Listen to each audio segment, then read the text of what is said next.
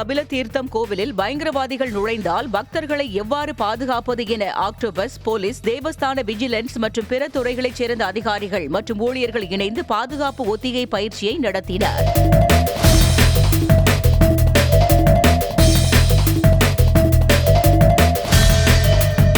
மேலும் பயங்கரவாத தாக்குதல் ஏற்பட்டால் எவ்வாறு செயல்பட வேண்டும் என்பது குறித்து தேவஸ்தான விஜிலன்ஸ், புலனாய்வு மற்றும் பாதுகாப்பு, சிவில் போலீசார், வெடிகுண்டு தடுப்பு பிரிவு, ஆயுதப்படை போலீசார், மருத்துவம் மற்றும் தீயணைப்பு படையினர், வருவாய் மற்றும் போக்குவரத்து பணியாளர்களுக்கு முழு விளக்கம் அளிக்கப்பட்டது.